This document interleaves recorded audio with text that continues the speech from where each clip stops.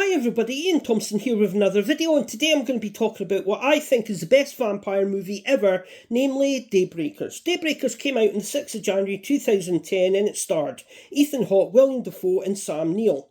In this film, it's set in a universe where something has happened to turn most of the human race into vampires, and those who aren't turned into vampires are hunted down by, I suppose you could call them, the vampire army, and they're farmed for their blood.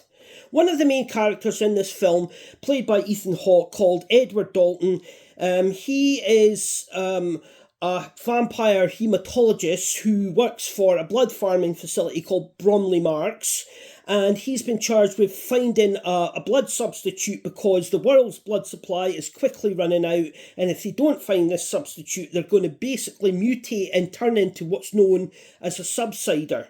So whilst driving home, he bumps into these humans, he helps them.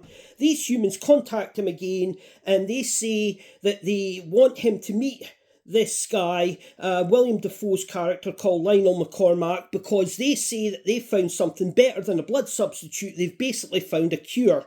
And how they found this cure was, whilst William Dafoe's character was a vampire, he was driving in his car and he crashes through his windshield, and the sun basically starts up his heart again and he becomes human. So they need to replicate this cure, so Edward uses himself as a guinea pig, and they do replicate this cure perfectly and he becomes human again. So they try to get this cure across to Mr. Bromley, played by Sam Neill, but he's not having it because basically someone that Edward worked beside has found a blood substitute, so he doesn't need Edward anymore. But Edward baits Mr. Bromley into biting him and he becomes human again, and he's killed by several vampire soldiers and they basically feed on his blood.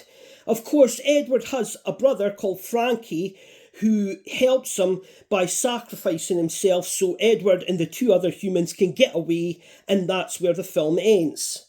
Anyways, I hope you've enjoyed this video. If you did, leave a like, comment, subscribe, and until my next video, see ya.